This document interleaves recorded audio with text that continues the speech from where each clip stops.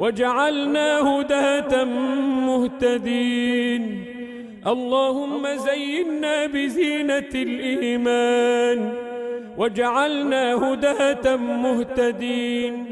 اللهم اجعلنا من الذين يخشون ربهم بالغيب.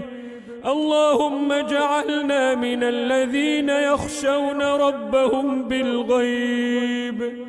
اللهم يا عليما بذات الصدور انزع الغل والأحقاد من صدور